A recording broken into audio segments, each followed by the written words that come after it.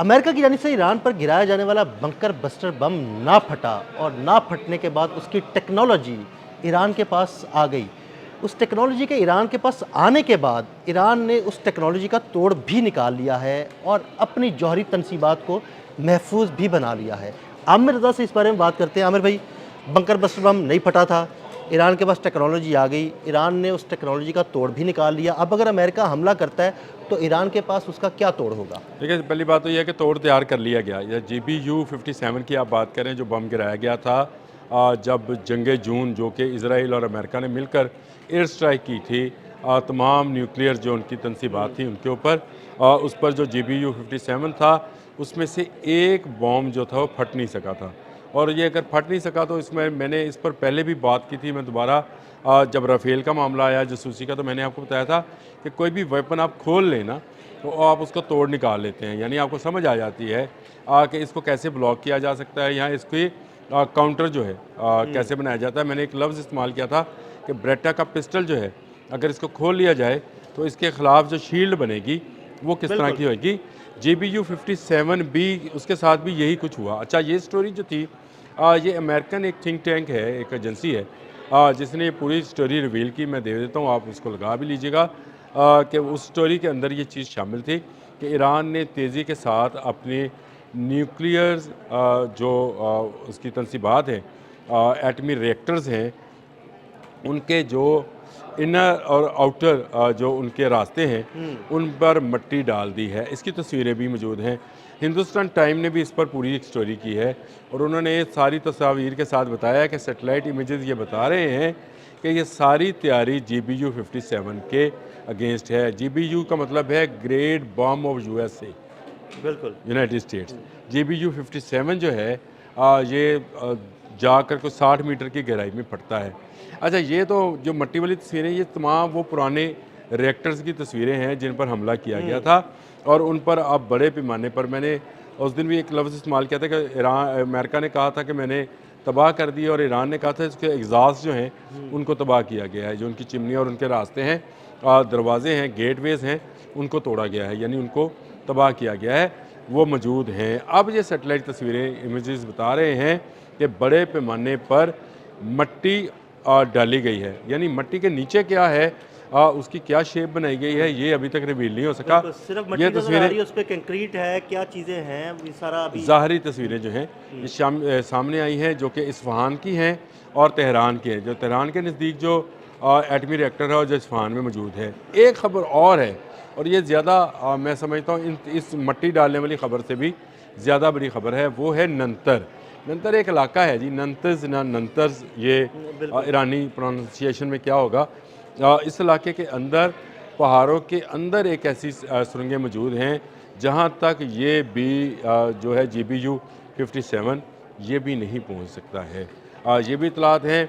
और ये जो अमेरिका, हिंदुस्तान टाइम की स्टोरी के मुताबिक ये जो अमेरिका प्लान किए बैठा है कि उसके मरीन्स उड़ेंगे और उड़कर जाकर इन एटमी तनसीबात पर, और वो अफजुर्दा जो भी उनके पास यूरेनियम है उस पर कब्ज़ा कर लिया जाएगा और उसको फौरी तौर पर मुंतकिल किया जाएगा अब्राहम लिंकन पर, और फिर वहाँ से जहाज़ों के ज़रिए इसको लेकर अमेरिका चला जाएगा। उसने कहा कि ये खाम ख्याली है क्योंकि इन एटमी रिएक्टर्स की हिफाजत के लिए पासदारान इनकलाब ने पूरा इंतज़ाम कर रखा है।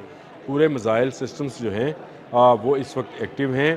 पासदारान इनकलाब एक एक मूव पर जो है नज़र रखे हुए हैं। हर आने वाले दिन के साथ वो एक नया सरप्राइज़ बॉक्स जो है खोल रहे हैं। ये उसमें भी, स्टोरी में भी यही चीज़ शामिल है कि ईरानी हर आने वाले दिन के साथ एक नया सरप्राइज़ बॉक्स खोलते हैं। और ये जो एटमी तनसीबात, या इनको न्यूक्लियर हम कहते हैं तनसीबात हैं रिएक्टर्स की, ये इसको मिट्टी से भरना भी एक नया सरप्राइज़ है। इससे पहले ईरान ने ऐसी कोई हरकत नहीं की। इस वक्त इसके नीचे क्या है किसी को कुछ पता नहीं है। क्या इसके नीचे कोई इंटरसेप्टर सिस्टम्स इन्वॉल्व किए गए हैं, किसी को कुछ पता नहीं है। और उसका कहना है कि ये मट्टी डाली ही इसलिए गई है कि अब B-2 बम से, बम्बार से अगर GBU-57 आए तो उसके ख़िलाफ़ जो है मुदाफ़त पैदा कर ली जाए। और उसकी बड़ी वजह उन्होंने जो हिंदुस्तान टाइम ने भी बताई, उन्होंने यही बताया कि एक वो बयान है अब्बास अरागची का जिसके मुताबिक पिछले हमले में जो कि जून में किया गया था, उसमें GBU-57 जो था वो फट नहीं सका था और ईरान के हाथ में वो ज़िंदा सलामत से मुराद है एक्टिव जो है अपनी उसमें मिल गया था, और उसको अब उस पर उसकी टेक्नोलॉजी को रिवर्स इंजीनियरिंग के साथ जो है वो बनाया जा रहा है। यानी ना सिर्फ ये अमेरिका की टेक्नोलॉजी अमेरिका पर ही इस्तेमाल की जाएगी, बल्कि उसकी मुदाफ़त भी तैयार की जा रही है। तो ये अमेरिका के लिए एक धचके वाली ख़बर है, और इस खबर को इस वक्त इंटरनेशनल मीडिया जिस तरह से देख रहा है या बोल रहा है, इससे लगता ये है कि ईरान अब अपने एटमी रिएक्टर्स को सरेंडर नहीं करेगा। अगर वो अपने एटमी रिएक्टर्स की हिफाजत के लिए अपने तमाम इक़दाम मुकम्मल कर चुका है, तो ये फिर खाम ख्याली है कि अमेरिका के कहने पर, अमेरिका के धमकाने पर, तो एक बहरी बेरा पहले लाने पर, दूसरा बहरी बेरा मूव करवाने पर वो अपने जो एटमी तनसीबात हैं उनको इसराइल के लिए खोल देगा। सीधी बात है, इनका खोलना सिर्फ अमेरिका के लिए नहीं है, जो भी चीज़ खुलेगी वो इसराइल के लिए भी उसी तरह से अहम होगी। तो ये वो मामला है जिसको लेकर इस वक्त काफ़ी सूरत हाल जो है बताई जा रही है कि संगीन है, और ईरान जो है पूरी तरह से तैयार है उन तमाम हमलों का जवाब देने के लिए जो ईरान पर या ईरान की एटमी तनसीबात पर किया जाएगा। कहा यही जा रहा है कि ये जो इस वक्त सूरत हाल है, कशीदगी है, कन्फ्लिक्ट है ईरान और अमेरिका का, इसका एंड एटमी तनसीबात पर हमले और कब्ज़े की सूरत में होगा।